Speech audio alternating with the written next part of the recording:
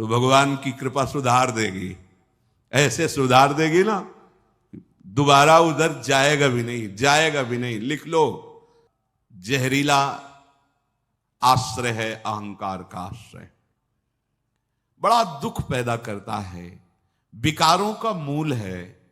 इसलिए मोह का विनाश होना निश्चित है। अगर इस मोह का नाश नहीं हुआ तो यह अहंकार नष्ट नहीं होगा। जब हमारी दृष्टि में मोह होता है, हृदय में अहंकार होता है, तो हमारा दर्शन बदल जाता है, विपरीत दर्शन होता है।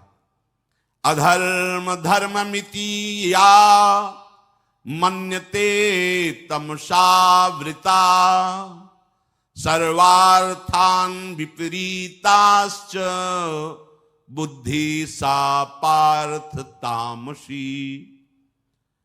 वो ताम माने अंधकार, माने मोह, भाव अहम। जो अहंकार से युक्त बुद्धि होती है वो अधर्म को धर्म मानती है।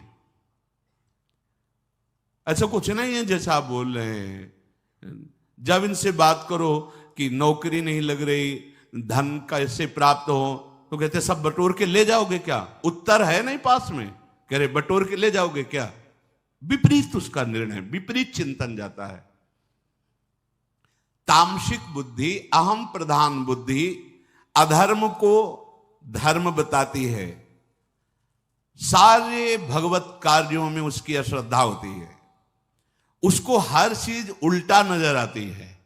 ये अहम का बड़ा विचित्र राज्य है। इसका भी एक अपना प्रभाव है, जैसे भगवत कृपा का प्रभाव है ऐसे इसका भी अपना प्रभाव है। अगर कहीं पलट कर अपना चिंतन होने लगे तो इसको अवसर मिल जाएगा। ध्यान देना, हम आश्रित हैं, ये चिंतन जहां छूटा पलट के अपना चिंतन हुआ तो ये सांप की तरह फन काट करके, फन फैला करके ये प्रहार कर देगा। भगवत चिंतन में डूबे हुए हैं देवर्षि नारद जी। सुंदर शीतल बंद सुगंध वायु चल रही है, एकांत पर्वत का क्षेत्र है, कहीं कोई शोरगुल नहीं, एकदम समाधि में डूब गए। ऐसी भाव समाधि लगी नारद जी की, देवराजेंद्र घबरा गए कि अगर इस तरह से इनकी समाधि सुरक्षित रही तो ये हमारे देवराज पद को न ले जाएं।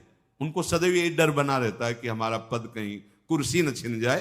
ये पद का एक आकर्षण होता है, पद का एक सुख होता है अहम में, और वो सदैव इस बात का दुख देता रहता है कि कहीं हमारा पद न छिन जाए।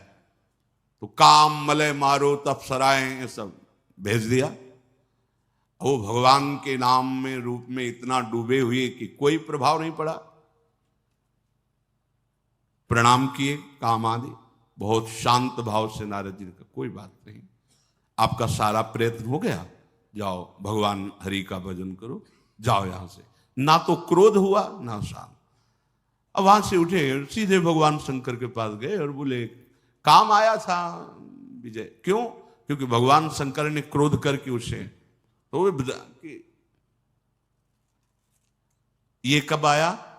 जब अपना चिंतन होने लगा कि हमारे हृदय में तो क्रोध भी नहीं आया, काम का प्रभाव तो पड़ा भी नहीं, क्रोध। फिर आगे की लीला कई बार बता चुके हैं कि इतने बड़े महापुरुष को भी ऐसी दशा आ गई। जब हम भगवत आश्रित तो समभाव, कोई प्रभाव किसी विकार का नहीं। और जब हम ये अपने में देख बैठे कि कोई विकार मेरे में नहीं, तो विकार ऐसे सिद्ध अवतारी महापुरुष के भी हृदय में अपना राज्य कर लिया, और वो लीला चरित्र पूरा है। उपासक जब ये स्वीकार कर लेता है कि मैं गुणवान हूं, मैं महान हूं, वहीं से पतन प्रारंभ हो जाता है। सच्चिदानंद प्रभु को छोड़कर कहीं भी आश्रय या सुख बुद्धि होना मतलब खतरा प्रारंभ हो गया है। ध्यान दीजिए, सच्चिदानंद परम सुख स्वरूप प्रभु जो हमारे आश्रयदाता हैं, इनके सिवा कहीं आशा भरोसा हो जाना मतलब अब हमारे परमार्थ का खतरा प्रारंभ हो रहा है। इसलिए कभी ऐसी कल्पना भी ना होने पावे उपासक के हृदय में अपने प्रभु के सिवा